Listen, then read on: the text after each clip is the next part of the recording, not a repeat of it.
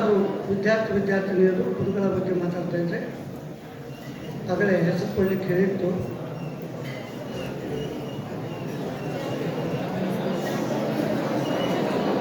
ಒಬ್ಬರೇ ಹೆಸರು ಕೊಟ್ಟದ್ರಿಂದ ಭಾಗ್ಯಶ್ರೀ.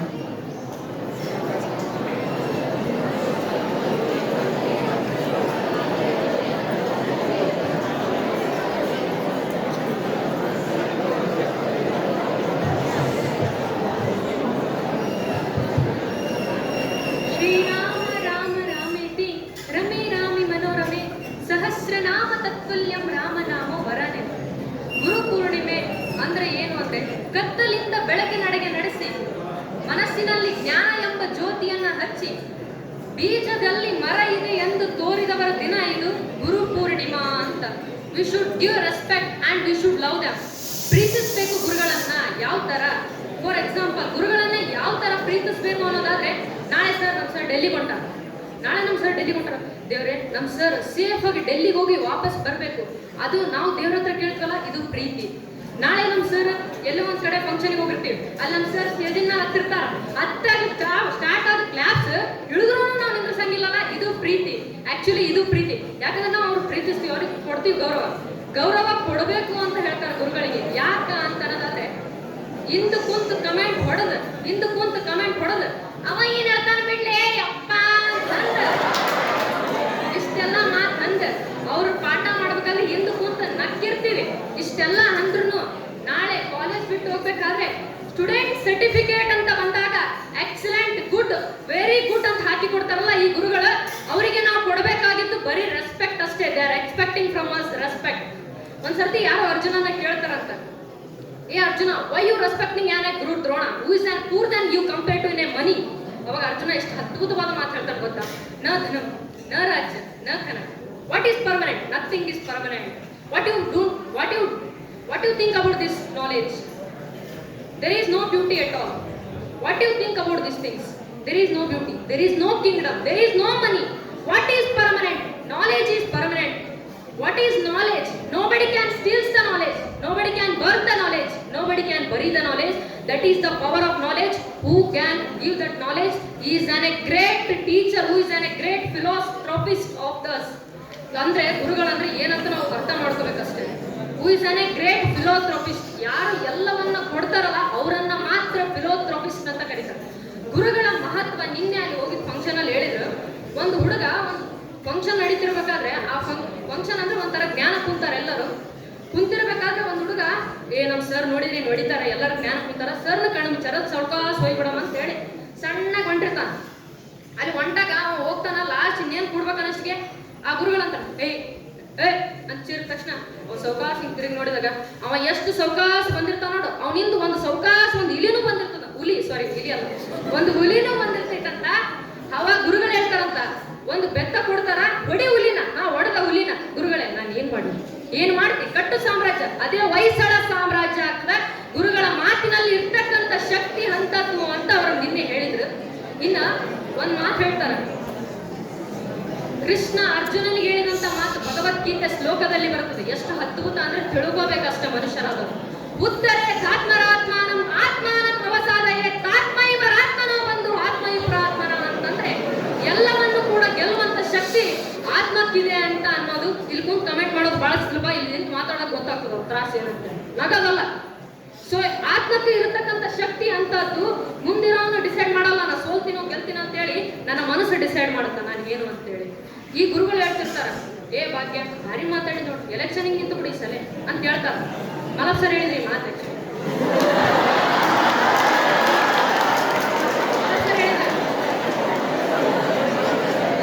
ಎಲೆಕ್ಷನಿಗೆ ನಿಂತು ಬಿಡು, ನೀನೇ ಬರ್ತೀಯ ಅಂತೇಳಿ. ನಾನು ನಾಳೆ ಪ್ರೈಮ್ ಮಿನಿಸ್ಟರ್ ಆದ್ರೆ ನಾ ಏನ್ ತಂದು ಅವ್ರಿಗೆ ಕೊಡಂಗಿಲ್ಲ ಆಕ್ಚುಲಿ ಅಂದ್ರೆ ಅವ್ರು ನಂಗೆ ಹೇಳ್ತಾರೆ. ಯಾಕ? ನನ್ನ ಜೀವನ ಅವ್ರು ನಡೆಸ್ಬೇಕನ್ನೋದು ಉದ್ದೇಶ. ನನಗೆ ಭಾಳ ದೀಪ ಹಚ್ಚಿತ್ತಂದ್ರೆ ನಾ ಅವ್ರ ಮನೆಗೂ ಕೊಡಂಗಿಲ್ಲ ಅದನ್ನೇನು. ಯಾಕಂತಂದ್ರೆ ಅವ್ರು ಮಾತು ಹೇಳ್ತಾರಂದ್ರೆ ಗುರುಗಳು ಅವ್ರಿಗೆ ಯಾವುದೇ ಕಲ್ಮಶ ಅನ್ನೋದಿರೋದಿಲ್ಲ.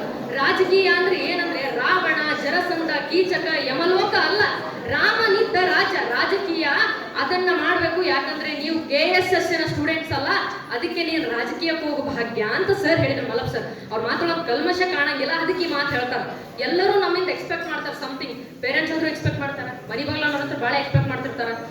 ಯಾಕಂದ್ರೆ ಪೇರೆಂಟ್ಸ್ ಏನ್ ಎಕ್ಸ್ಪೆಕ್ಟ್, ಮುಂದೆ ನಮ್ಮ ಮಕ್ಕಳು ನಮ್ಮನ್ನು ನೋಡ್ತಾರೆ ಅನ್ನೋದು ಒಂದು ಎಕ್ಸ್ಪೆಕ್ಟೇಷನ್. ಟೀಚರ್ಸ್ಗೆ ಏನು ಎಕ್ಸ್ಪೆಕ್ಟೇಷನ್ ಮಾಡಂಗಿಲ್ಲ, ಅವ್ರು ಮಾರ್ಕ್ಸ್ ಎಕ್ಸೆಪ್ಟ್ ಮಾಡ್ತಾರೆ. ಯಾಕಂದ್ರೆ ನಾಳೆ ನಾವು ಉದಾಹರಣೆಗೂ ನಾವು ಅವ್ರಿಗೇನು ಕೊಡಂಗಿಲ್ಲ ಅಂದ್ರೂ ಅವ್ರಿಗೆ ಹೇಳ್ತಾರೆ. ಯಾಕಂದ್ರೆ ನಾವು ತಿಳ್ಕೊಬೇಕು. ಸೊ ಇನ್ನೂ ಹೇಳ್ಬೇಕಂದ್ರೆ, ನಿನ್ನೆ ನಾವು ಎಲ್ಲೇ ಹೋಗಿದ್ವಲ್ಲ, ಅಲ್ಲಿ ಬಹಳ ಚೆನ್ನಾಗಿ ಹೇಳಿದ್ರು ಮಾತುಗಳು. ಒಬ್ರು ಯಾರಂದ್ರೆ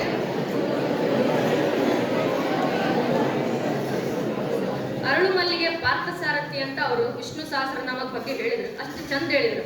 ದೇವರ ಸೃಷ್ಟಿ ಒಳಗೆ ಯಾವುದೊಂದು ಕಲ್ಮಶ ಇಲ್ಲ ಅನ್ನೋದ್ರ ಬಗ್ಗೆ ಅವ್ರು ಹೇಳಿದ್ರು.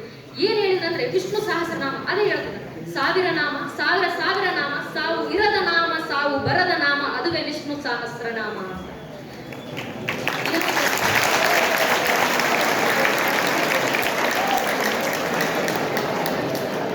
ಒಂದ್ಸರ್ತಿ ಅವ್ರು ಹೇಳಿದ್ರು ಇನ್ನೊಂದು, ಬಾಯಿಯಿಂದ ಹೊರಬಾರದು ವಿಷ್ಣು ಸಹಸ್ರನಾಮ, ಅದು ಬಾಡಿ ಒಳಗ 72,000 ನರನಾಡಿಗಳದಾವ. 72,000 ನರನಾಡಿಗಳಿಂದ ಬರ್ಬೇಕು ವಿಷ್ಣು ಸಹಸ್ರನಾಮ. ಯಾಕೆ ಗೊತ್ತಾ, ಈ ಬಾಯಿ ಒಳಗೆ 32 ಹಲ್ಲಾವ ಅಂದ್ರೆ 32 ಹಲ್ ತಿಕ್ಲಿಕ್ಕೆ 32 ನಮ್ನಿ ಬ್ರಷ್ ಅದಾವ. 72,000 ನರನಾಡಿಗಳನ್ನ ತಿಕ್ಕಲಿಕ್ಕೆ ಯಾವ ಕಂಪನಿಯೂ ಯಾವ ಬ್ರಷ್ ಅನ್ನ ಕಂಡಿಡಿದಿಲ್ಲ. ಅದನ್ನ ಶಕ್ತಿ ಇರುವಂತದ್ದು ಓನ್ಲಿ ಫಾರ್ ವಿಷ್ಣು ಸಹಸ್ರನಾಮ. ಅದಕ್ಕೆ ನಮ್ಗೆ ಅವ್ರು ಡೈಲಿ ಮಾರ್ನಿಂಗ್ ಹೇಳಿಸ್ತಾರೆ. ಒಂದ್ಸರ್ತಿ ಏನಾಗಿತ್ತಂದ್ರೆ, KSS ಕಾಲೇಜಿನ ಒಂದು ಗಿಳಿ ಇತ್ತ. ಗಿಳಿ ಅಂದ್ರೆ ವಿ ಆರ್ ದ ಸ್ಟೂಡೆಂಟ್ಸ್. ಹೌದು, ಏನ್ ಮಾಡಿತ್ತಂದ್ರೆ, ಹಿಂಗೆ ಫುಡ್ ಹುಡ್ಕೊಂಡು ಹೊರಗೆ ಹೋಗಿತ್ತಂತ. ಹೊರಗೆ ಹೋದಾಗ ಅಲ್ಲಿ ಒಂದು ನದಿ ಕಡೆ ಹೋಗಿತ್ತಂತ. ನದಿ ಕಡೆ ಹೋದಾಗ ನೀರ್ ಅಡಿಕೆ ಆಗಿತ್ತು, ಜಾಸ್ತಿ ನೀರ್ ಅಡಿಕೆ ಆಗಿತ್ತು. ಕುಡಿಬೇಕಂತದ, ಕುಡಿಲಿಕ್ಕೆ ಹಾಕ್ತಿಲ್ಲ. ನದಿ ದಂಡಿಗೆ ಹೋಗ್ತದ, ವಾಪಸ್ ಹಿಂದಕ್ಕೆ ಬರ್ತದ. ನದಿ ದಂಡಿಗೆ ಹೋಗ್ತದ, ವಾಪಸ್ ಹಿಂದಕ್ಕೆ ಬರ್ತದ. ಅಲ್ಲಿ ಇಬ್ರು ಯಾರೋ ಗುರು ಶಿಷ್ಯರು ಕುಂತಿರ್ತಾರಂತ. ಗುರುಗಳೇ, ಆ ಗಿಳಿ ಹಂಗ್ಯಾಕ್ ಮಾಡ್ಲಿಕ್ಕತ್ತದ, ನೀರು ಕುಡಿಬೇಕಂತ ಹೋಗ್ತದ ದಂಡಿಗೆ, ಆದ್ರೆ ಕುಡಿತಿಲ್ಲ, ವಾಪಸ್ ಬರ್ಲಿಕ್ಕತ್ತದ. ಯಾಕ ನೋಡು, ಅದನ್ನ ಅಬ್ಸರ್ವ್ ಮಾಡು, ಅದ್ರ ಬಾಯಿ ಅಬ್ಸರ್ವ್ ಮಾಡು, ಅದ್ರ ಬಾಯ ನೋಡು. ವಿಷ್ಣು ಸಹಸ್ರನಾಮ ಬರ್ಲಿಕ್ಕತ್ತದ, ರಾಮನಾಮ ಬರ್ಲಿಕ್ಕತ್ತದ. ಅದು KSS ಕಾಲೇಜಿನ ಗಿಳಿ, ಅದಕ್ಕೆ ಹಂಗ ಆಗ್ಲಿಕ್ಕತ್ತದ. ಅದು ಎಲ್ಲಿ ನೀರು ಕುಡಿಬೇಕಾದ್ರೆ ಗಂಟಲೊಳಗೆ ನೀರು ನಿಂತಾಗ ನಾಮ ಹೊರಗೆ ಬರಲ್ಲ. ಆ ಒಂದು ಕಾರಣಕ್ಕೆ ಅದು ಗಂಟಲು ಒಣಗಿದ್ರು ಕೂಡ ಅದು ಏನ್ ಮಾಡ್ಲಿಕ್ಕತ್ತದ ಅಂದ್ರೆ, ನೀರು ಕುಡಿದೇನೆ ಸುಮ್ಮನೆ ಹೋಗಿ ವಾಪಸ್ ಬರ್ಲಿಕ್ಕತ್ತದ. It's a power of a college. ಅವ್ರಂತ ಕಲಿಸ್ಬಿಟ್ಟಾರ, ಸಂಸ್ಕಾರ ಅದು ಕಾಲೇಜಿಂದ ಬಂದಿರ್ತಕ್ಕಂಥದ್ದು ಅಂತ ಆ ಗುರುಗಳ ಆ ಶಿಷ್ಯನಿಗೆ ಹೇಳ್ತಾರಂತ. ಇನ್ನೊಂದು ಗುರುಗಳ ಬಗ್ಗೆ ಹೇಳ್ಬೇಕನ್ನೋದಾದ್ರೆ ಏನು ಅಂತಂದ್ರೆ, ಒಂದ್ಸರ್ತಿ ಏನಾಗ್ತದ ಅಂತಂದ್ರೆ, ಈಗ ಅವ್ರ ಲೈಫ್ ಒಳಗೆ ಹೆಂಗ್ ಬರ್ತಾರಂದ್ರೆ, ಈಗ ಒಬ್ರು ನಮ್ಮ ಸರ್ ಹೇಳ್ತಾರೆ, ನಮ್ಮ ಗುರುಗಳು ಬಹಳ ಮನ ಮೆಚ್ಚಿದ ಗುರುಗಳು. ಅವ್ರೇನ್ ಹೇಳಿದ್ರ, ದೇವ್ರು ಕಾಣಲ್ಲ, ಅನುಭವಿಸ್ಬೇಕು ಅಂತ ಒಂದು ಕಥೆ ಹೇಳಿದ್ರು. ಒಬ್ಬ ಮಗಳಿಗೆ ಹಾರ್ಟ್ ಆಪರೇಷನ್ ಅಂತ ಆದಾಗ ತಂದೆ ತಾಯಿಗೆ ಆ ಮಗು ಕೇಳತಂತೆ, ಡಾಕ್ಟ್ರೇ ನೀವು ನನ್ನ ಹಾರ್ಟ್ ಆಪರೇಷನ್ ಮಾಡಿದಾಗ ಭಗವಂತನನ್ನ ನೋಡ್ತೀರಾ ಅಂತ ಕೇಳಿದಾಗ ಆ ಡಾಕ್ಟರ್ ಹೇಳ್ತಾನಂತೆ, ಸುಮ್ಮನೆ ಆಗ್ತಾನೆ. ಆಮೇಲೆ ಆ ಪೇರೆಂಟ್ಸ್ ಬಂದು ಆ ಮಗುವಿಗೆ ಆ ಡಾಕ್ಟರ್ಗೆ ಹೇಳ್ತಾರಂತೆ, ನೋಡು ಡಾಕ್ಟ್ರೇ, ದೇವ್ರು ಕಾಣಲ್ಲ, ಅನುಭವಿಸ್ಬೇಕು ಅಂತ ಹೇಳಿದಾಗ ಈ ಡಾಕ್ಟರ್ ಹೋಗಿ ಆ ಮಗುವಿನ ಮುಂದೆ ಹೇಳ್ತಾರಂತೆ, ಮಗು ದೇವ್ರು ಕಾಣಲ್ಲ, ಅನುಭವಿಸ್ಬೇಕು. ಪ್ರತಿ ಒಂದರಲ್ಲೂ ದೇವರದೇ ಆದಂತ ಒಂದು ಶಕ್ತಿ ಇದೆ. ಈಗ ನಾವು ಮುಂಜಾನೆ ಪೂಜಾ ಮಾಡ್ತೀವಿ, ವಿಭೂತಿ ಹಚ್ಕೊಂತೀವಿ. ವಿಭೂತಿ ಒಳಗೆ ಎಷ್ಟು ಪವರ್ ಐತಿ. ಅದಕ್ಕೆ ಮಾಡಿದ್ ಬರೀ ಕೌಡಂಗಿಂದ ಮಾಡ್ತಾರ ಅಂತ ನಗ್ತಾರ ಅಷ್ಟ. ಆದ್ರೆ ಅದಕ್ಕಿರೋ ಪವರ್ ಎಂತದ್ದು, ಅದು ಹಚ್ಚಲಿಲ್ಲ ಅಂದ್ರೆ ಸ್ಯಾಟಿಸ್ಫ್ಯಾಕ್ಷನ್ ಸಿಗಂಗಿಲ್ಲ ಲೈಫ್ ಒಳಗೆ. ಹಂಗ ಅನಿಸ್ತೈತಿ. ನಾವು ಇವತ್ತು ಮಾಡಿದ ದಿನ ನಮ್ಗೆ ಒಪ್ಕೊಳಕ್ ಆಗಂಗಿಲ್ಲ, ಇವತ್ತು ಏನೂ ಮಾಡೇ ಇಲ್ಲ ಅನ್ನೋ ಒಂದು ನಮ್ಗೆ ಅನಿಸ್ಲಿಕ್ಕೆ ಸ್ಟಾರ್ಟ್ ಆಗ್ತದೆ. ಯಾರೊಬ್ಬ ವಿದೇಶಿಗ ಭಾರತದ ಪ್ರವಾಸಕ್ಕಂತ ಬಂದಾಗ ಇಲ್ಲನ್ನ ಸಿದ್ಧಾರೂಢರ ಮಠಕ್ಕೆ ಭೇಟಿ ಕೊಡ್ತಾನಂತ. ಅಲ್ಲಿ ಒಂದು ವಿಭೂತಿ ಪರ್ಚೇಸ್ ಮಾಡ್ತಾನೆ. ಅಲ್ಲಿದ್ದಂತ ಒಬ್ಬ ವ್ಯಕ್ತಿ ಕೇಳ್ತಾನೆ, ಅಲ್ರಿ ಇದು ಈ ಕೈಗೆ ಹಿಡ್ಕೊಂಡ್ರೆ ಈ ಕಡೆ ಕೈಗೆ ಹತ್ತದ, ಈ ಕೈಗೆ ಹಿಡ್ಕೊಂಡ್ರೆ ಈ ಕಡೆ ಕೈಗೆ ಹತ್ತದ, ಈ ವಿಭೂತಿ ಪವರ್ ಏನು ಇದು ಎಕ್ಸ್ಪೈರಿ ಡೇಟ್ ಅಂತ ಕೇಳಿದಾಗ ಅಲ್ಲಿದ್ದಂತ ಒಬ್ಬ ವ್ಯಕ್ತಿ ಹೇಳಿದಂತ, ನೋಡ್ರಿ ಇದಕ್ಕೆ ಎಕ್ಸ್ಪೈರಿ ಡೇಟ್ ಅಂತ ಇರಂಗಿಲ್ಲ, ಇದನ್ನ ಹಚ್ಚೋದ್ರಿಂದ ನಿಮ್ಮ ಎಕ್ಸ್ಪೈರಿ ಡೇಟ್ ಮುಂದಕ್ಕೆ ಹೋಗ್ತದ. ಇಟ್ಸ್ ಅ ಪವರ್ ಆಫ್ ವಿಭೂತಿ ಅಂತ ಹೇಳ್ತಾರೆ.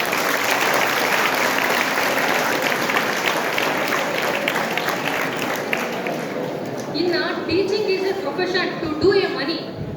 Teaching is a profession to do a money, not it's a fashion. ಹೆಂಗ ಯಾಕೆ ಹಂಗಂತೀರಿ? ಯಾಕೆ ಟೀಚರ್ ಹಾಕಂದ್ರೆ ಬರೀ ಫ್ಯಾಷನ್ ಅಂತ ಅಷ್ಟೇ ಅಂತ ಅನ್ಕೊಂಡ್ರೆ ಇಲ್ಲ.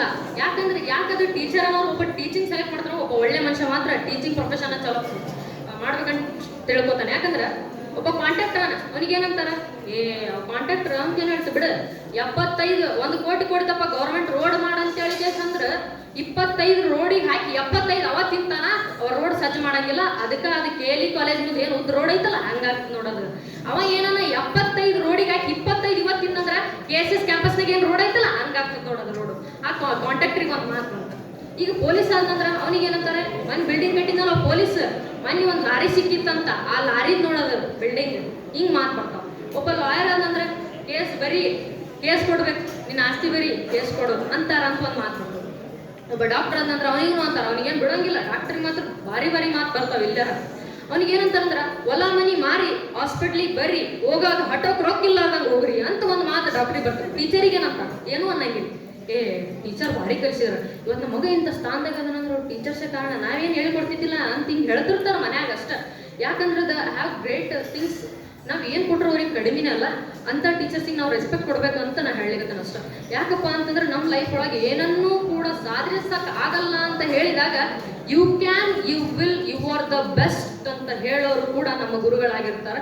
ಆ ಮಾತನ್ನ ನಾವು ಮರಿಬಾರ್ದು ಅಂತ ನಾವು ಇನ್ನ ಈ ಕಾಲೇಜ್ ಬಿಟ್ಟು ಹೊರ ಹೋಗ್ತೀವಿ, ನಾವೇನು ತಗೊಂಡು ಹೋಗ್ತೀವಲ್ಲ ಗೊತ್ತಿಲ್ಲ, we getting and going the something that is power of knowledge ಅಂತ ನಾ ಹೇಳ್ಬೋದು. ಇನ್ನು ಏನೋ ಹೇಳ್ಬೇಕಂತಂದ್ರೆ ಫೈನಲ್ ಆಗಿ ಹೇಳ್ಬೇಕಂತ ಅನ್ಕೊಂತೀನಿ, ಇವರಿಗೆ ವಂದನೆಗಳನ್ನು ಅರ್ಪಿಸ್ಬೇಕು ಗುರುಗಳಿಗೆ. ನೀವೆಲ್ಲರೂ ಅಕ್ಷರ ರಾಮಾಯಣ ಕೇಳಿರಿ. ಅಕ್ಷರ ರಾಮಾಯಣ ಅಂದ್ರೆ ಫಸ್ಟ್ ಪಿ ಯು ಸಿದವರು 9th ಅವ್ರು ಕೇಳಿಲ್ಲ, ಸೆಕೆಂಡ್ ಟು 10th ಸ್ಟ್ಯಾಂಡರ್ಡ್ದವ್ರು ಕೇಳಿರಿ. 4 ಅಕ್ಷರದವರು 2 ಅಕ್ಷರವನ್ನು ಕೊಟ್ಟು 3 ಅಕ್ಷರದ 2 ಅಕ್ಷರವನ್ನು ತೋರಿದಾಗ 4 ಅಕ್ಷರದವರು 4 ಅಕ್ಷರದವರಿಗೆ 5 ಅಕ್ಷರಗಳನ್ನು 3 ಅಕ್ಷರದಿಂದ ಅರ್ಪಿಸುತ್ತಾರೆ ಅಂದ್ರೆ ಅರ್ಥ. 4 ಅಕ್ಷರವಾದ ಗುರುಗಳು 2 ಅಕ್ಷರ ಎಂಬ ವಿದ್ಯೆಯನ್ನು ಕೊಟ್ಟು 3 ಅಕ್ಷರದ ಜೀವನದ 2 ಅಕ್ಷರ ದಾರಿಯನ್ನು ತೋರಿದಾಗ 4 ಅಕ್ಷರವಾದ ವಿದ್ಯಾರ್ಥಿಗಳು 4 ಅಕ್ಷರವಾದ ಗುರುಗಳಿಗೆ 5 ಅಕ್ಷರ ಎಂಬ ವಂದನೆಗಳನ್ನು 3 ಅಕ್ಷರ ಎಂಬ ಮನಸ್ಸಿನಿಂದ ಅರ್ಪಿಸುತ್ತಾರೆ ಅಂತ ಇದರ ಅರ್ಥ.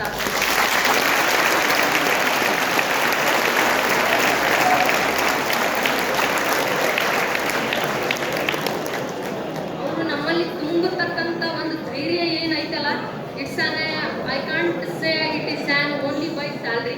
ಅವ್ರು ಸ್ಯಾಲ್ರಿ ತಗೊಂತಾರ ಅದಕ್ಕೆ ನಮಗೆ ಹೇಳ್ತಾರಲ್ಲ, ಅವ್ರಿಗೆ ಹೇಳ್ಬೇಕನ್ನೋದು ಒಂದು ಇರ್ತೈತಿ. ಅವ್ರಿಗೆ ಬರೀ PCMB ಹೇಳಕ್ಕೆ ಟೀಚರ್ ಸ್ಯಾಲ್ರಿ ಕೊಡ್ತಾರೆ, ಎಕ್ಸ್ಟ್ರಾ ಎಷ್ಟು ಹೇಳ್ತಾರೆ ನೀವು ತಿಳ್ಕೊರಿ. ನಾನು ಹೇಳ್ತಿದ್ನಲ್ಲ, ನಾನು ಕಾಲೇಜಿಗೆ ಬಂದಾಗ ನನಗೆ ಏನೋ ಒಂದು ಉತ್ಸಾಹ ಅನ್ನೋದೇ ಇದ್ದಿದ್ದಿಲ್ಲ ನನ್ನ ಲೈಫ್ ಒಳಗೆ. ನನಗಿಷ್ಟು ಅನಿಸ್ತಿದೆ ಈಗ ಒಂದಾದ್ರೂ ನನ್ನಿಂದ ಏನಾದರೂ ಮಾಡ್ತೀನಿ, ಈಗಾದರೂ ನನಗೆ ಆ ಛಲ ಐತಿ ಅನ್ನೋದಕ್ಕೆ ಕಾರಣ they are the teachers, back bone of me ಅಂತಾನೆ ನಾನು ಹೇಳ್ತೀನಿ. ಅವರಲ್ಲಿ ಕಲ್ಮಶ ಇರಲ್ಲ. ಒಂದು ಸರ್ತಿ ನಾನು ಸ್ಕೂಲಲ್ಲಿ ಪ್ರಿನ್ಸಿಪಾಲ್ರ ಹತ್ರ ಹೋಗಿದ್ದೆ. ಸ್ಕೂಲಿಗೆ ಹೋಗ್ಬೇಕಾಗ್ತದೆ, ಊರಿಗೆ ಹೋದ್ಮೇಲೆ ಸ್ಕೂಲಿಗೆ ಹೋದಾಗ ನಾನು ಪ್ರಿನ್ಸಿಪಾಲಿಗೆ ಕೇಳಿದೆ, sir how are you? Yes ಬಗ್ಗೆ I am fine, how are you my daughter ಅಂತಂದ್ರೆ, ಸರ್ ಐ ಆಮ್ ಫೈನ್ ಅಂತಂದಾಗ ಸರ್ ಅಂದ್ರೆ, sir take care on your health because your health is my wealth ಅಂತ ನಾ ಅಂದೆ. ನಮ್ಮ ಪ್ರಿನ್ಸಿಪಲ್ ಅಂದ್ರೆ ಒಂದು ಮಾತಂದ್ರೆ ಅವ್ರು ಎಷ್ಟು ಚಂದ ಅಂದ್ರೆ, ಎಸ್ ಬಗ್ಗೆ idiot your future is my wealth ಅಂತ ಹೇಳಿದ್ರು. ಅವ್ರು ನನಗೆ ಬಹಳ ಖುಷಿ ಅನಿಸಿತ್ತು ನಮ್ಮ ಪ್ರಿನ್ಸಿಪಲ್ ಹೇಳಿದ ಮಾತಿಗೆ.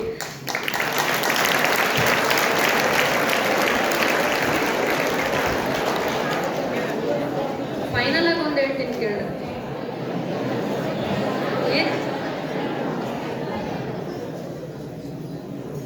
ಯಾಕಂತಂದ್ರೆ ಏನೋ ಹೇಳ್ಬೇಕಂತ ಅನ್ಕೊಂಡಿರ್ತೀವಿ, ಅದು 1 hour ಟೈಮ್ ಕೊಟ್ಟಿದ್ರೆ ನಂಗೆ ಇಷ್ಟೇ ಮಾಡೋಕ್ಕಾಗಿತ್ತು ಆ್ಯಕ್ಚುಲಿ. ಸೊ ಏನಂತಂದ್ರೆ, nature is depends on A god, future is depends on H, education is depends on A college. So finally choose good one, all is well in the KSSSS.